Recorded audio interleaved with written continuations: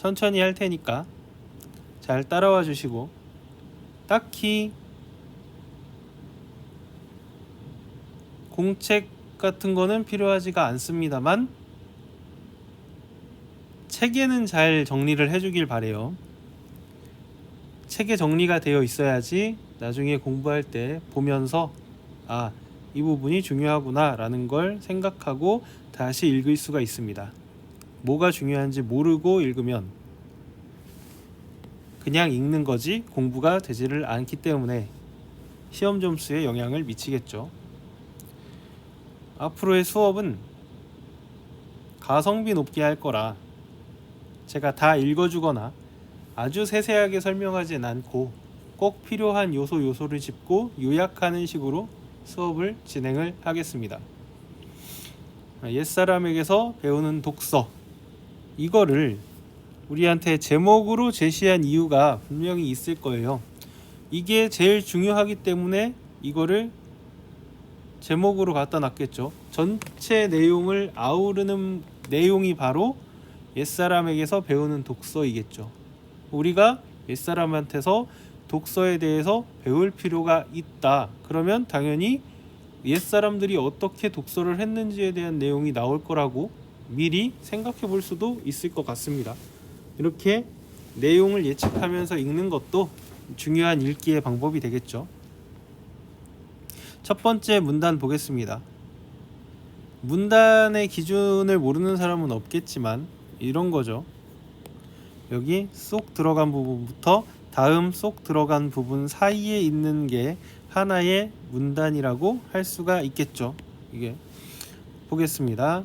누구나 살아오는 동안 마음 깊이 간직한 책이 있는데 그 책이 뭐냐 하면 동화일 수도 있고 청소년 시기에 읽었던 어떤 글일 수도 있고 그리고 학문의 길에서 만나 인생의 스승이 된 고전일 수도 있다. 그런데 그 세 책 혹은 그보다 더 많은 책이 있더라도 그것들을 한 방에 이해할 수 있는 거는 마음 깊이 간직한 책이죠. 그게 동화일 수도 있고 고전일 수도 있고 청소년 시기에 읽은 책일 수도 있는 거니까 결과적으로 이 부분 전체에서 하고 싶은 얘기는 마음 깊이 간직한 어떤 책이 있다. 그 얘기는 그 어떤 책이 중요한 게 아니라 뭐가 됐든 간에 마음 깊이 간직한 책이 있다라는 내용, 요 한마디를 해놓고서 그걸 세부적으로 길게 적었을 뿐이니까 사실상 다른 내용은 중요치 않겠죠. 이렇게 마음 깊이 간직한 책이 있다면 독서는 쓸쓸하지 않을 것이다. 그의 독서는 가치가 있었을 것이다 라는 얘기를 했습니다. 그러면 마음속 깊이 간직한 책을 가지기 위해서는 여러분이 책을 읽었을 것인데 그 책은 어떤 책이고 왜 읽었을까요? 라는 질문이 나오게 되겠죠. 두 번째 문단에서 여기에 대해서 설명을 해줍니다. 책이 많아요. 첫 번째 줄인 거죠. 책은 많은데 그 중에서 여러분의 마음에 들어갈 책은 어떤 책이었을까? 다양한 목적, 어떤 목적을 가지고 읽은 책이 우리 마음속에 남아있는 책이 됐을 것이다. 또 그래 놓고서 이 다양한 목적이 뭔지를 세부적으로 천천히 설명을 합니다. 공부일 수도 있고 교양일 수도 있고 문제 해결일 수도 있고 여가 생활일 수도 있고 이런 식으로 얘기를 하죠. 아까 한 거랑 똑같이 다양한 목적에 뭐가 있는지 세세하게 설명한 부분은 길게 느려 쓴 거에 불과하지 우리한테 전혀 중요하지가 않죠. 책을 읽는 목적은 다양하다라는 얘기를 하기 위해서 여러 길게 글을 썼지만 결과적으로 이 사람이 하고 싶었던 얘기는 책은 다양한 목적으로 읽는다 라는 얘기를 하고 싶었던 거죠. 그런데 이 문단 안에서 사실은 다른 이야기를 한 번 더 했어요. 여기까지를 나누면 다양한 목적으로 읽는다라는 얘기가 되는데 그 뒤에 있는 부분, 가보지 못한 곳, 겪어보지 못한 곳, 갈 수 없는 옛날을 자유롭게 오갈 수 있게 되고요. 뭘 하면? 시공을 초월해서 다른 사람의 생각을 이해하게 해주고요. 뭘 하면? 상대와의 대화에서 화제를 깊고 풍부하게 만들어 줍니다. 뭘 하면? 독서를 하면. 그러면 여기에 있는 세 가지는 무엇의 예로 묶어서 얘기할 수가 있어요. 그림이 거꾸로 되는 거죠. 위에는 다양한 목적의 공부도 있을 수 있고, 교양도 있을 수 있고, 문제 해결도 있을 수 있고, 여가도 있을 수 있다라는 식으로 중심 내용을 만들어 놓고 예를 들었는데, 밑에 이 슬래시 아랫부분에서는 예를 먼저 들고 자유롭게 오갈 수도 있는 거고, 다른 사람의 생각을 이해할 수도 있는 거고, 화제를 풍부하게 만들어 주기도 한다라고 얘기를 했는데, 무엇이를 얘기를 안 해줬어요. 그러면 우리가 그 무엇이를 찾아내면 되겠죠. 독서를 하면, 그러면 여기에 들어가면 적당할 말은 독서의 가치나 효과, 둘 중에 하나를 쓰면 되겠죠. 독서의 가치는 무엇이냐? 이 책 독서를 하면 갈 수 없는 곳을 가볼 수 있고, 다른 사람 생각을 이해할 수 있고, 화제를 깊고 풍부하게 만들 수 있다. 지금 이런 식의 그림이 위에도 있었죠. 첫 번째 문단에서 핵심 내용은 마음 깊이 간직한 책이 있다 였고, 여기에 대해서 동화일 수도 있고, 청소년 시기 읽은 책일 수도 있고, 고전일 수도 있다라는 식으로 예를 들었습니다. 각 문단마다 다 똑같은 방식으로 글을 쓰고 있어요. 하지만 핵심이 되는 부분은 굉장히 간략하죠. 이 동그라미 안에 있는 부분, 그것만이 중심 내용이 되겠죠. 지금 두 번째 문단까지 했습니다. 내용을 다시 한번 간추려 보면 이렇게 되겠죠. 누구나 마음 깊이 간직한 책이 있다. 그 책은 다양한 목적으로 읽은 책일 것이다. 그런 책을 읽으면 이러한 가치를 얻을 수 있다. 그러면 세 번째 문단으로 가보겠습니다. 이제 다른 쪽으로 이야기를 전개해요. 그러면 책은 어떻게 읽어야 할까? 목적에 맞으며 가치 있는 책을 선택하는 거는 앞에서 얘기했어요. 목적과 가치에 대해서 얘기를 했습니다. 그런데 세 번째 문단에서 할 얘기는 그게 아니죠. 목적과 가치는 두 번째 문단의 이야기였고, 세 번째 문단의 이야기는 어떻게 읽을까? 적절한 방법을 찾아서 읽어야 한다 라는 얘기를 하고 싶었던 겁니다. 핵심 내용은 이거죠. 적절한 방법. 그러면 이 글 안에서 적절한 방법이 뭔지 당연히 글 쓴 사람이 설명을 해주겠죠. 제대로 설명을 했는지 봅시다. 밑줄 치면서 읽어볼게요. 독서의 목적이 다양하듯이 독서의 방법도 일정할 수 없다. 적절한 방법이 일정하지 않다라는 얘기죠. 네, 이 얘기를 한 거죠. 일정할 수 없다. 적절한 방법. 근데 그것은 일정할 수 없다. 흔히 정독과 다독. 정독이라는 것은 힘을 기울여서 읽는 거죠. 집중해서 읽는다는 뜻이고요. 다독은 많이 읽는다는 뜻이니까 집중력은 좀 흐트러지겠죠. 많이 읽거나 아니면은 적은 글이라도 집중해서 읽는 것을 두고서 바른 독서는 어떤 거냐라고 묻는다. 바른 독서의 방법은 적절한 방법이 뭐냐고 묻는 거죠. 그런데 또 똑같은 말을 합니다. 정해진 답은 없다. 그러면 뭐 힌트라도 줘.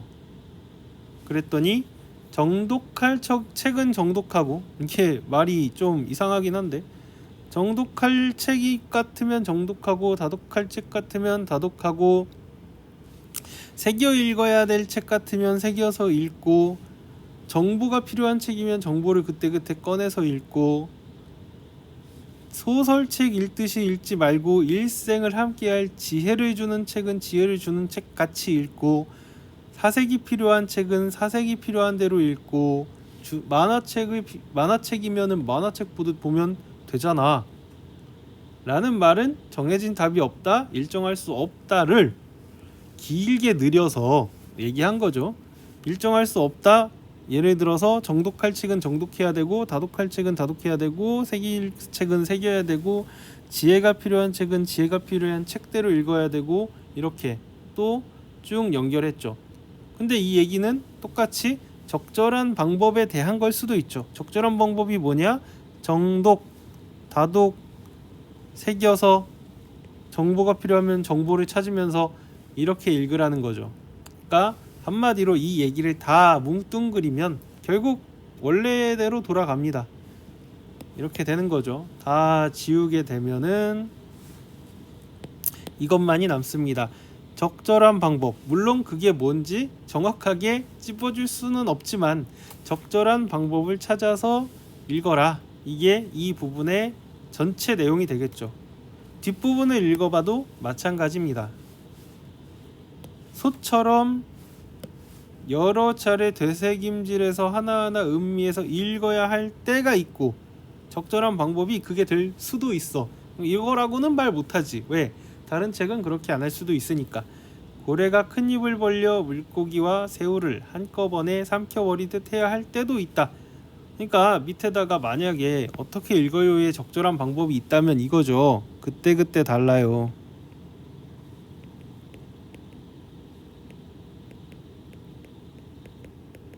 이렇게 하면 되겠죠. 모든 책을 처음부터 끝까지 읽을 필요가 없고, 수없이 되풀이해서 읽어서 한 부분만 손때가 묻은 책도 있어야 되고, 그런 책이라면, 그런 게 필요하다면 뭐 그렇답니다. 다음 문단으로 갑시다. 그래도 모르겠대. 그러니까 하나도 안 알려줬잖아. 그러니까 이거를 자기도 알았나봐. 글 쓴 사람이 이렇게 얘기하죠. 드디어 제목하고 연관되는 부분이 나왔어요. 옛사람들은 저마다 자신에게 맞는 독서법을 찾았다.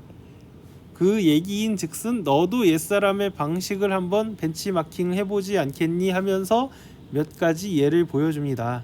그 예는 일단 홍석주라는 사람의 예를 먼저 들었죠.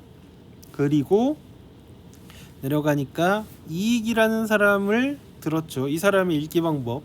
그리고 마지막으로 김득신이라는 사람의 읽기 방법을 한 문단마다 들어서 설명을 하고 있습니다. 그러면 한 명씩 천천히 볼게요. 홍석주는 어떤 방법으로 읽었냐? 이거는 문제로 내야 하는 부분이죠. 홍석주의 읽기 방법, 이익의 읽기 방법, 김득신의 읽기 방법을 각각 가져와서 나는 홍석주의 방법을 따라서 이렇게 읽었어. 나는 이익의 방법을 따라서 이렇게 읽었어. 하고 5명이 글을 읽었는데 잘못된 방식을 따른 놈이 있을 수가 있다는 거죠. 그런 방식으로 문제를 내면 좋을 것 같다는 생각이 드니까 이 부분은 좀 더 집중해서 볼 필요가 있습니다. 홍석주는 이렇게 읽었다고 하죠. 한꺼번에 여러 종류의 책을 한 번에 읽었다. 이게 홍석주의 방법 첫 번째입니다. 그는 읽어볼게요. 바쁜 벼슬살이의 빡빡한 일정 속에서도 책을 손에서 놓지 않았다. 아침에 머리 빗을 때 읽는 책과 안채 베개맡에 두고 읽는 책이 달랐다. 사랑채에 있을 때 곁에 두고 읽는 책은 또 달랐다. 요즘식으로 말하자면 버스에서 지하철에서 기차에서 이동할 때 읽는 책이 다르고 집과 사무실에서 여가에 읽는 책이 다 달랐던 셈이다. 그러면 이제 질문을 할 수가 있죠. 홍석주는 공간에 따라서 책을 다르게 읽었다. 이렇게 말하면 틀릴까요? 맞을까요? 당연히 버스나 지하철, 기차에서 읽었고 집과 사무실에서 읽는 책이 다르니까 공간에 따라 다르게 읽는구나 라고 착각하기 좋은데, 비문학에서는 항상 이 글에 나와 있는 내용을 기준으로 해야 됩니다. 이렇게 얘기를 하고 있죠. 목적에 따라 읽는 책이 달랐다는 것. 목적에 따라 다르다고 합니다. 여기에 보면은 마치 안채 있을 때, 사랑채 있을 때 책이 달랐다 그러니까 공간 같아요. 하지만 그렇게 생각이 되고 글이 그렇게 써 있더라도 이 글 안에서 글 쓴 사람이 이렇게 말을 했다면 아닌 것 같아도 이렇게 봐줘야 하는 게 맞습니다. 그게 비문학에서 여러분을 많이 틀리게 하는 이유이죠. 그래서 많이 틀리는데 글에 있는 대로 답을 해주면 절대 틀리지 않습니다. 한꺼번에 여러 종류의 책을 함께 읽는 방법, 그 방법은 목적에 따라서 책을 골라 읽는 것이었다. 그러면 또 문제를 내기가 좋겠죠. 어떻게 내느냐, 여러분한테 제 말을 하겠죠. 자, 나는 홍석주의 방식에 따라서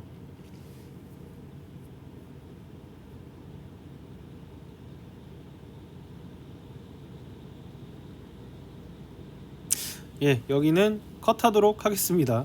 기억이 났다가 사라졌어요. 이 문제는 못 낼 것 같습니다. 자, 목적에 따라 읽는 책이 달랐다. 요거는 다른 방식으로 기억을 해주고요. 그러니까 노란색하고는 다른 포인트로 기억을 해주고요. 다음 거 보겠습니다. 홍석주의 책 읽는 방식이 이게 다가 아니에요. 두 번째 방식이 있습니다. 홍석주는 본격적인 탐구가 필요한 이런 경우에는 또 다른 방식이 있는 모양인데 관련 주제의 책을 모아두고 집중적으로 읽었다. 위에 부분을 보면은 왠지 되게 중구난방으로 정신없이 읽었을 것 같은데 또 탐구가 필요할 때는 여러 종류를 모아놓고 집중적으로 읽기도 했다라고 합니다. 어쨌든 간에 여러 종류의 책을 함께 읽었다는 맥락에서는 벗어나지 않지만 집중적으로 읽기도 했다. 마지막, 아주 바쁜 중에도 한 글자를 읽을 만한 틈이 생기면 한 글자라도 읽었다. 이렇게 세 가지 방식이 홍석주의 방식이 되겠습니다. 이익으로 가보겠습니다. 이익은 좀 간단하죠. 양도 적지만 글을 읽다가 어떤 생각이 떠오르면 생각이 사라지기 전에 열심히 기록, 물론 책을 읽다가 그런 방법을 썼는데 이름도 있어요. 자기가 이 방법에 이름을 붙였어. 나는 이거를 질서법이라고 할래 그러고 자기가 붙인 이름이죠. 그렇다고 합니다. 이 정도가 이익에서 찾아야 하는 내용이죠. 이유는 뭐 이렇다는데 이건 중요하진 않겠지만 기억은 그때그때 붙들어주지 않으면 금세 달아나 버리기 때문에 의문과 조사에서 찾은 내용, 자신의 생각을 기록. 그러니까 생각이 어떤 생각인지는 중요하지 않죠. 꼭 질문에 대한 것만 적는 건 아니죠. 뭐 자기가 조사한 거나 그냥 아무 생각 떠오른 걸 막 다 기록을 해두었다는 얘기죠. 김득신으로 가보겠습니다. 김득신은 훌륭한 문장을 가려 뽑아서 붙여놓고 몇만 번씩 되풀이해서 읽었다. 이게 되풀이해서 읽었다라는 부분이 중요하겠죠. 제일 좋아했던 백이열전은 1억 번도 넘게 읽은 것으로 유명하다. 좀 과장이 있지 않을까 하는 생각이 들기도 하는데 1억 번을 읽으려면 하루에 몇 번을 읽어야 할지 생각을 해보면 이 사람 나이에다가 좀 나눠보면 좀 심한 과장이 아닐까. 이거 읽다가 인생이 없어질 것 같죠. 여기에서 중요한 건 이 부분은 한번 생각을 해봐야 돼요. 요거는 기억을 해줘야 돼요. 빨간색 쓰겠습니다. 많은 책을 섭렵하는 것도 중요하다. 이런 건 이제 문제를 낼 때 이렇게 되죠. 김득신은 많은 책을 섭렵하는 것보다는 훌륭한 문장을 가려 뽑아서 되풀이해 읽는 것이 좋다고 생각했다. 이런 식으로 속이려고 하겠지만 이 사람은 섭렵하는 것도 훌륭하다라고 말했습니다. 그러니까 둘 다 중요하다, 세임이다 이렇게 얘기한 거죠. 50대 50으로 얘기했으니까 뭐가 더 중요하다는 식의 진술은 틀린 겁니다. 그 전에 여러분이 섭렵이 뭔지 모르는 경우가 있겠죠. 이거저거 다 취한다라는 뜻입니다. 다 가져간다, 이거저거 다 한다. 그러니까 다독에 가까운 거고 집중적으로 읽는 것보다는 여러 개를 동시에 막 읽는 누구였죠? 이 홍석주의 방법에 가까운 게 이 섭렵이죠. 거꾸로 섭렵이라는 거는 김득신이 쓰는 방식하고는 전혀 반대의 방식이라고 할 수 있겠죠. 다만 섭렵의 가치도 인정했다라는 것을 기억을 해야겠죠. 이렇게 3명에서 5가지 방법을 알아봤습니다. 이 부분을 길게 중요하게 했다라는 것은 그만큼 중요한 부분이라는 거겠죠. 왜? 이 글의 제목이 옛사람에게서 배우는 독서이기 때문에 이 부분이 가장 중요할 수밖에 없고, 그렇다는 건 문제도 많이 나올 수 있다라는 얘기가 되겠죠. 밑에 문단으로 가겠습니다. 이상적인 독서법은 한 가지만 있는 것이 아니다. 예, 맞아요. 앞에서 3문단이었죠. 3문단에서 얘기를 이렇게 했었죠. 적절한 독서법이 있어야 하는데 그게 그때그때 다르다. 정확히 뭐가 좋다라고는 말 못한다. 라는 얘기를 한 번 더 여기서 반복을 했습니다. 이상적인 게 뭔지는 말할 수 없다. 사람마다 개성이 다르듯이 그때그때 필요에 따라 방법과 태도가 달라야 한다. 3문단을 다시 얘기하고 있는 거나 마찬가지죠. 우리는 다양한 목적을 가지고 책을 읽는다. 학업과 교양, 문제 해결과 여가 활용, 어디서 봤던 기억이 나죠. 이거는 두 번째 문단에서 우리가 책을 읽는 목적이 뭐였느냐에 대해서 나왔던 부분이죠. 공부, 교양, 문제 해결, 여가, 이렇게 해서 봤던 기억이 날 거예요. 그러니까 이것도 또 앞에 있었던 부분을 재탕을 하고 있는 거죠. 참 글씨 쉽게 쓰네요. 그리고 타인과의 관계 유지 등 독서의 목적은 다양하다. 목적 나왔죠. 아까 목적이 나왔고, 그리고 가치가 나왔었습니다. 그러므로 독서의 목적과 필요에 따라 알맞은 책을 선택해. 여기부터는 조금 중요하게 생각을 할 필요가 있습니다. 요거는 그냥 재탕이니까 중요한 건 아니고, 중요한 거는 이거겠죠. 자, 우리가 책을 선택할 때는 어떻게 선택해야 되는가 한 4-5가지가 나오기 때문에 이거를 문제로 만들 수 있으니까 밑줄을 쳐보자는 얘기가 되겠습니다. 이런 거죠. 독서의 목적과 필요에 따라서 책을 골라야 합니다. 이게 첫 번째죠. 어떻게 책을 고를까요? 라는 질문에 대해서 찾고 있는 거예요. 그 다음에 알맞은 책을 선택해 효율적으로 읽는다. 이게 2번째죠. 목적과 필요에 따라 책을 선택할 때에는 우선 좋은 글을 선택해야 된다. 이 좋은 글은 아까 우리가 13쪽에서 봤던 그 내용을 보면은 알 수 있겠죠. 13쪽에 동그라미 2번 좋은 글을 선택하는 기준, 직접 한번 가보세요.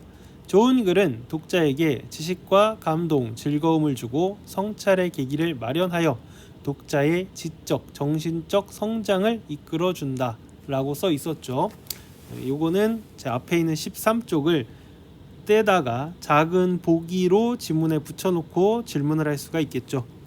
좋은 글을 선택해야 되고요. 그 다음에 아무리 훌륭해도 내 수준에 맞게 해야 되겠죠. 그거는 13쪽에 독자 파트에서 3번째, 독자의 배경 지식과 읽기 능력에 맞는가라는 부분을 고려해야 된다라는 거죠. 본인이 고려를 해야겠죠. 남들이 다 좋다고 해도 내게는 맞지 않는 글도 있다. 따라서 목적에 따라 가치 있는 글을 선택하되, 어떤 글을 선택하느냐고요? 가치 있는 글을 선택하라고 합니다. 그리고 자신의 수준, 요거는 밑줄 쳤죠. 자신의 수준에 맞는 글을 선택해야 된다. 우리가 찾아본 게 총 5가지가 되겠죠? 한번 볼까요? 책을 고를 때 어떻게 골라서 어떻게 읽을까요? 목적과 필요에 따라 고른다, 효율적으로 읽는다, 좋은 글을 선택한다, 내 수준에 맞는 글을 선택한다, 가치 있는 글을 선택한다. 이런 것들이 있습니다. 글을 잘 읽으려면 이런 걸 고려해라 라는 걸 가지고 문제를 내기가 좋겠죠. 이제 마지막 문단입니다. 병증. 병증이라는 것은 병의 증상이 되겠죠. 병의 증상에 맞는 약은 약국에 다 있다. 그 얘기를 왜 했을까요? 바로 책에 대한 얘기를 하려 그런 거죠. 책도, 약도, 그런데 책도 목적에 맞는 책은 책방에 다 있다. 이렇게 얘기를 하고 싶은 거겠죠. 요거랑 연결해서. 하지만 아무 약이나 먹어서는 안 된다라는 얘기도 똑같죠. 닥치는 대로 읽어서는 오히려 안 읽는 게 낫다. 의사의 처방이 있어야 된다. 여기에서는 독서의 전략이 필요하다. 근데 이 전략을 다른 말로 하자면 바로 방법이죠. 독서에도 방법이 필요하다. 곁에서 조언을 해주는 조력자의 역할도 중요하고 양분을 고르게 섭취해야 건강해지듯이 생각에도 균형이 필요하다. 그러니까 좋은 책을 읽고 좋은 독서의 전략을 가지고 책을 닥치는 대로 말고 뭔가 가치 있는 책을 목적에 맞게 골라서 좋은 책을 읽어야 하는 이유가 무엇이냐? 여기에 요거죠. 이게 핵심 내용은 아닌데 이 부분에 빨간색으로 칠할까요? 이거죠. 독서는 생각의 균형을 잡아주는 저울이기 때문에 생각의 균형을 잘 잡기 위해서 좋은 책을 목적에 맞게 골라서 수준별로 읽어라 이런 얘기를 하는 거죠. 여러 차례 시행착오를 거치면서 조금씩 바로 잡아서 독서 전략을요. 내게 꼭 맞는 방법을 찾아내는 과정이 필요하다. 무슨 방법? 독서의 전략, 독서의 방법을 찾아야 된다. 그런데 그 좋은 방법이란 무엇이냐? 앞에서 얘기했던 것처럼 적절한 방법. 그 적절한 방법이 뭐냐? 그건 나도 모르는데 그러면 어떻게 하면 알 수 있을까? 여기죠. 옛사람들이나 선배들의 독서법에 관한 책을 찾아 읽어서 적용해보는 거 좋겠다. 내가 한번 해보고 이게 나한테 맞는지 알아보고 좋으면 써라. 이런 얘기죠. 그 옛사람들의 독서법을 3명을 알려준 거죠. 홍석주, 김득신. 그래서 그 부분이 제일 중요했다. 그러면 내용이 끝났습니다. 요 부분 지금 우리 밑줄 쳤던 거, 이 검은색으로 친 거나 그런 거 말고요. 다 필요 없는 걸 한번 지워 볼게요. 요런 거는 필요 없는 거겠죠. 또 요런 것도 다 필요 없는 거겠죠.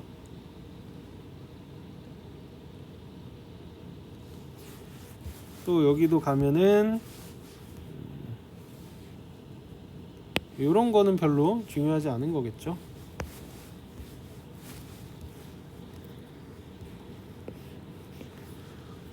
요런 것들이 중요한 녀석이겠죠. 요거랑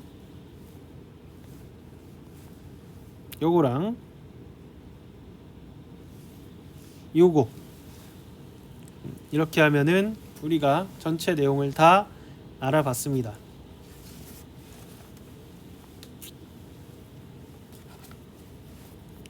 그러면 한번 전체 내용을 요약을 해볼까요? 자, 여기다가 요약을 해보겠습니다. 제목은 옛사람에게서 배우는 독서 이렇게 되겠죠. 글씨는 어쩔 수가 없어요. 이거 미끄러지기 때문에 쓰기가 힘듭니다. 제목이고 첫 번째 문단에서는 무슨 얘기를 했죠? 누구나 살아오는 동안에 마음 깊이 간직한 책이 있다.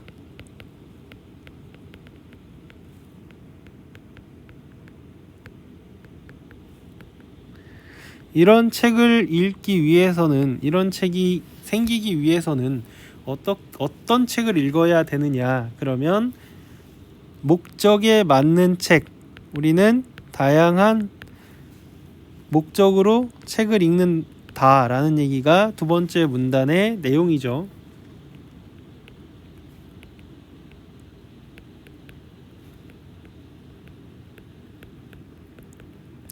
그리고 이렇게 글을 읽었을 때 독서에는 효과 혹은 가치가 있다. 효과는 굉장했다. 이런 얘기가 되겠죠. 세 번째로 넘어가서 세 번째 문단에서는 그런데 지금 목적이나 효과나 가치에 대해서 얘기했는데 이렇게 잘 읽으려면 어떻게 해야 되느냐? 적절한 방법으로 읽어야 된다.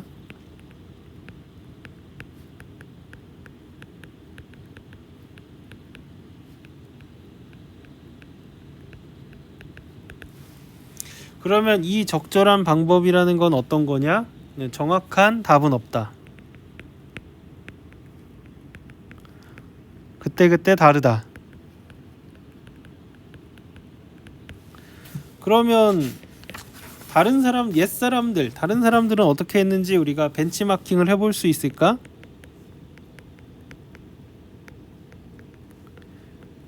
그렇게 해가지고 3명을 갖고 왔죠. 한 명은 홍석주, 한 명은 이익, 한 명은 김득신. 홍석주 경우에는 3가지 방법이 있었죠. 이 사람의 방법은 한꺼번에 여러 종류의 책을 함께 읽는다.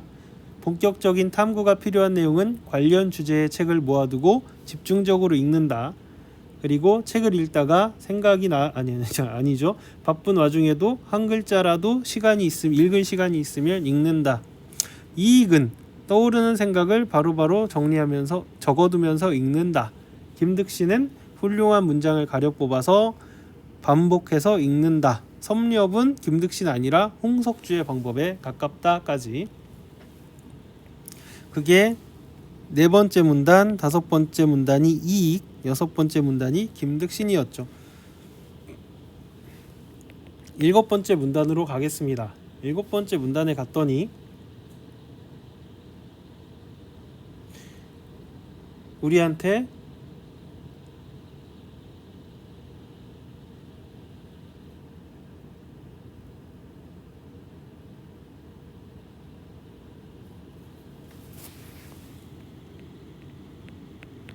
좋은 글을 선택하는 방법에 대해서 이야기를 해줬죠.